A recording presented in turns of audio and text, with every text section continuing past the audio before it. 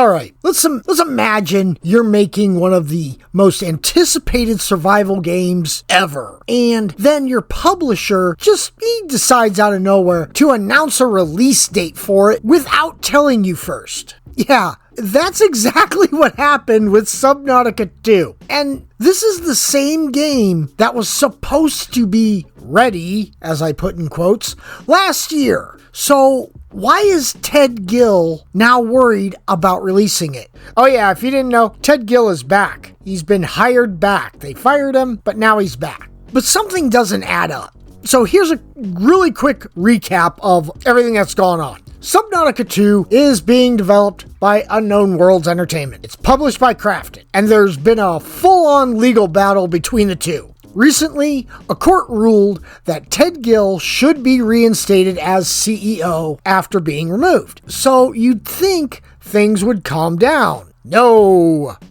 that does not happen in 2026. Everything gets escalated because right after that, Krafton decided, hey, Subnautica 2 is launching in early access in May. The big problem with that is Ted Gill says he had no idea. It's news to him. The guy literally running the studio didn't know the release date. That's kind of a red flag in my eyes. I don't know about anyone else, but yeah, that's a red flag. Now here's the part that makes the whole situation a little more confusing. This isn't the first time we've heard about Subnautica 2 being ready. Last year, former leadership at Unknown Worlds, Ted Gill, and the other guy, his last name's Cleveland, I only remember it because I'm from Ohio, they claimed the game was ready for early access already, back in 2025. They pushed to release it sooner, but then you had new leadership step in, the game gets delayed until 2026, and we're told it needs more polish and more content. So, which is it?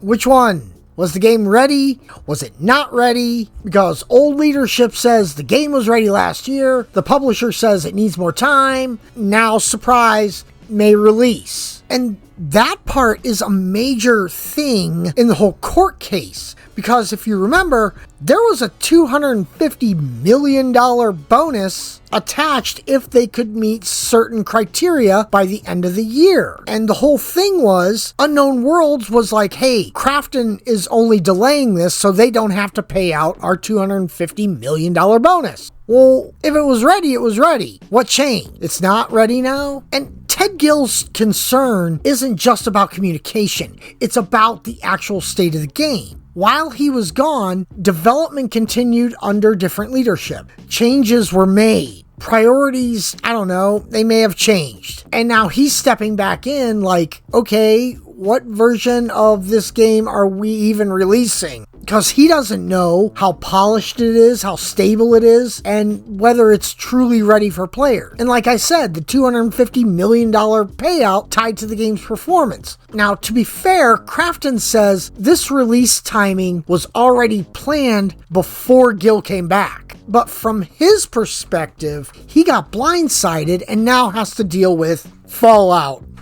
Now, the most important part, the players, us. It creates a big question. What version of Subnautica 2 are we getting? Because there's a big difference between a game that was ready last year and a game that still needs another year of work. And right now, it sounds like nobody fully agrees on which one it is. This whole situation highlights something bigger. Who actually decides when a game is ready? Is it the developers, the publishers? Because right now, these two sides seem completely out of sync. At the end of the day, Subnautica 2 looks incredible, but the situation it introduces a lot of uncertainty. You have conflicting claims about readiness, leadership drama, a surprise release window, and massive financial pressure. That's not exactly a smooth launch setup. But tell me what you think down in the comments. Do you think Subnautica 2 was actually ready last year? I thought it was. I was